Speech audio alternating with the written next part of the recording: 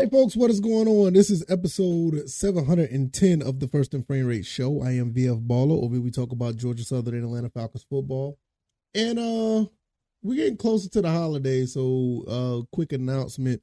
I will probably be doing another show tomorrow, and that will be talking about Georgia Southern playing Appalachian State, and that'll be it for the week. So if you're looking for any podcast episodes, they won't be up after Wednesday. I'm going to basically take a break. I may do some content on Thursday, Friday, maybe. That's very unlikely. But I will be back on the weekend to talk about the games that we're going to be seeing this weekend. So just giving you guys a heads up. But today, we're going to be talking, the Atlanta Falcons Saints game. We're going to talk about that, give you a little preview of that, give you my thoughts and opinions on that. And also, I want to talk about this mock draft right here. I think this is very, very interesting. They have us, once again, drafting at number 8. And they have us taking Jayden Daniels from LSU. Really, really interesting. So I'm going to give you my thoughts and opinions about those two things. So we'll just go from there. So if this is your first time here, welcome. I can be found on YouTube and Rumble. I'm also on Anchor, Spotify, Apple, and Google Podcasts. If you want to listen to the podcast on those avenues, it's there. I'm also on X or Twitter at VF Baller. And the website is firstandframerates.com. If you want to, basically support the show monetarily, CashApp and PayPal links are below. And let's just go ahead and get straight into it. I don't want to hold you guys up. Look, the Falcons and the Saints, this is going to be for first place in the division. This is like wild. 5-5 Saints playing against the 4-6 Atlanta Falcons, and whoever wins this is pretty much take the lead in the division. I do see Atlanta possibly eking this out, and I'm not saying that because I'm a Falcons fan. I just don't see anything where New Orleans actually can come in and beat the Falcons. Now, the thing about that is the only way that the Saints win this game if the Falcons beat themselves. Basically, that's what's been going on for the past 3 weeks.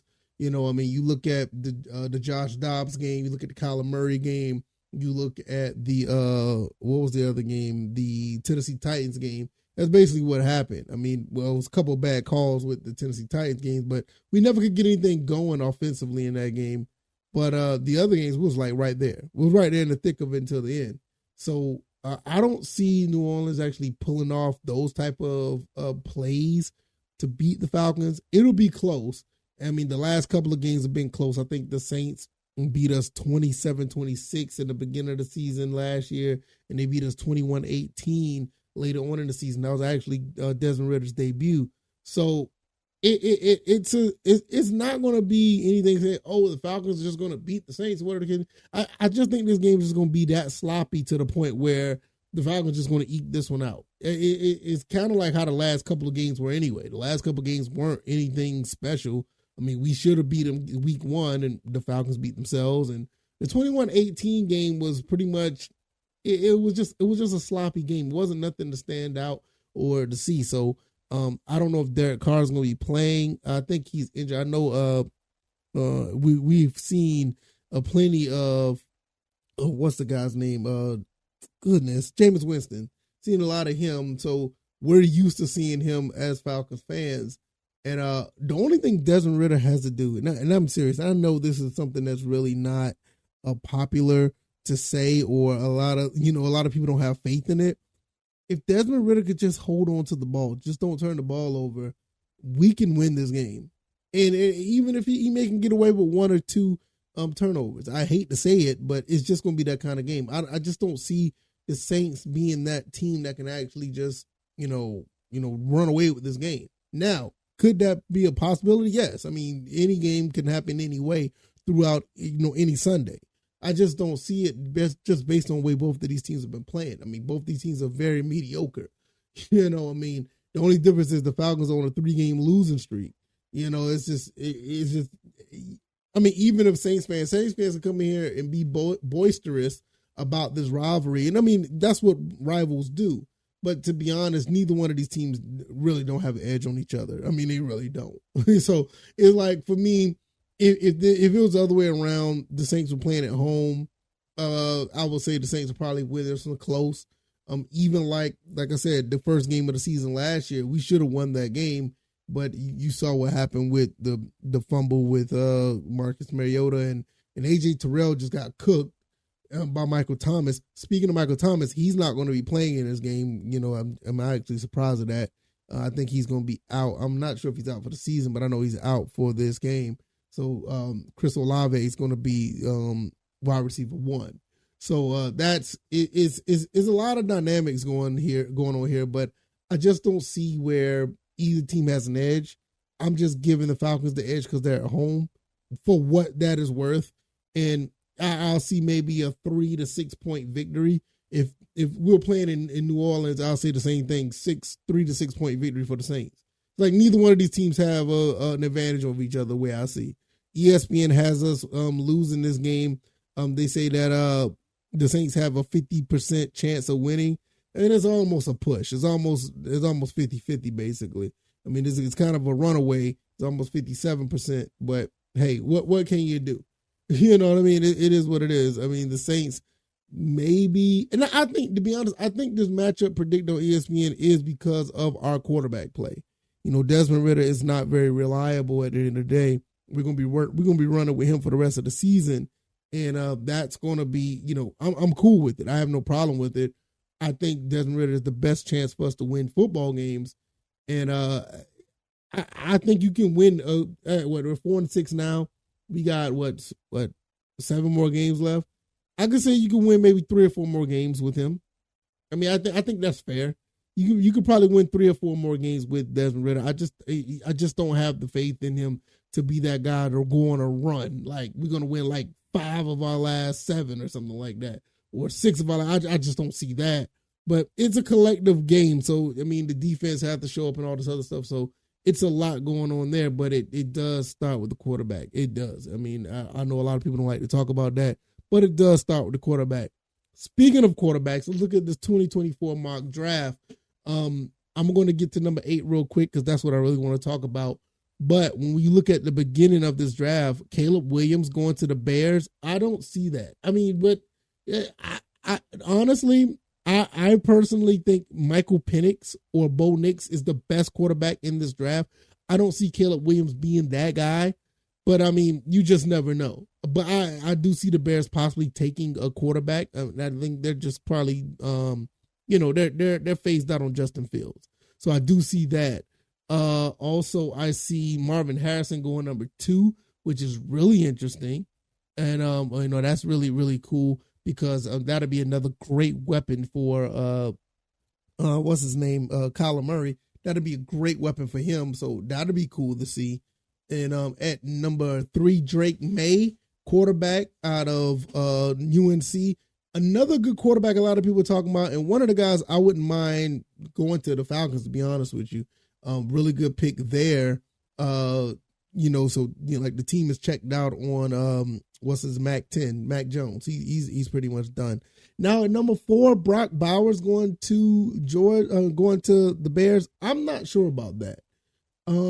Just because of the fact that they already got a good tight end, and I don't think the Bears run a 2 tight end set. I would be surprised if they do that. It's not a bad pick, but you already have a good tight end there. I just don't know where they're going at with that.